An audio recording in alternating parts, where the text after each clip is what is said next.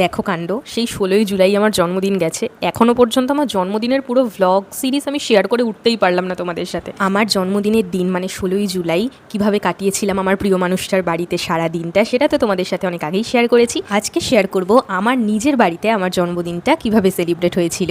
দিনটা ছিল 19শে জুলাই। প্রথমেই সকাল সকাল আমি, রূপন মানে আমার ভালোবাসার মানুষটা, আর কাকিমা মানে রূপনের মা, তিনজনে মিলে আমরা চলে গিয়েছিলাম আমাদের বাড়ির সামনে মা শ্যামা সুন্দরীর মন্দির আছে, সেখানে পুজো দিতে। তার আগে তো দেখতেই পেলে আমার মা আর ঠাম্মা দুজনে মিলে আমার জন্মদিনের প্রিপারেশন করছিল, মা পায়েস বানাচ্ছিল।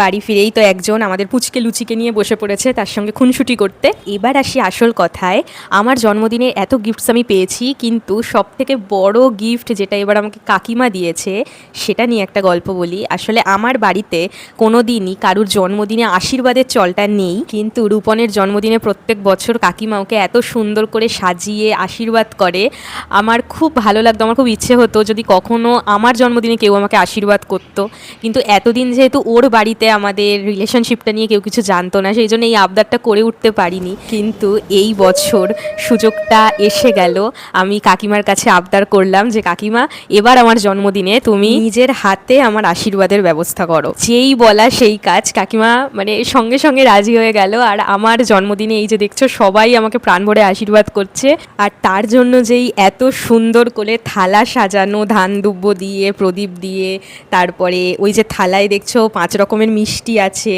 তারপরে এতগুলো চিপসের প্যাকেট, বিস্কিটের প্যাকেট, যেগুলো আমার পছন্দের। মানে যেভাবে পুরো ব্যাপারটা করলে আমার নিজের খুব ভালো লাগবে, কাকিমা পুরোটা মাথায় রেখে সব কিছু প্রিপেয়ার করেছে। আর রূপনের কথা কি করে বাদ দিই, ওই তো আমার ভালোবাসার মানুষ, আর ও যদি না থাকতো বা ওর সাথে যদি আমার দেখা না হতো, তাহলে আজকেই এত সুন্দর দিনটা আমি আদৌ পেতাম কি না সেটা আমি সত্যি জানি না।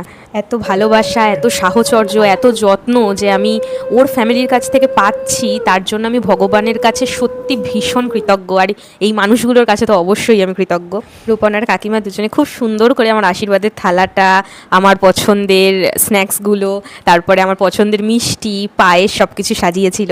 প্রথমে মা আশীর্বাদ করলো, তারপর আমার আম্মা মানে আমার ঠাম্মা আশীর্বাদ করলো, তারপর আমার বাবা, তারপর কাকিমা, তারপর আমাকে আশীর্বাদ করেছে আমার দাদা আর দিদিভাই।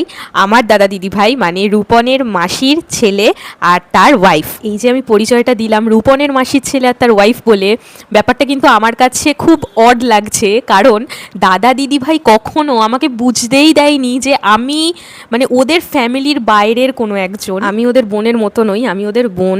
আর আমার সুখ দুঃখ, স্ট্রাগেল, আনন্দ ওরা সব জানে। দে আর মাই সিক্রেট কিপার্স। আর আমার ভালোবাসার মানুষটার আশীর্বাদ ছাড়া তো আমার জন্মদিনটা অসম্পূর্ণই থেকে যেত। Next part coming soon.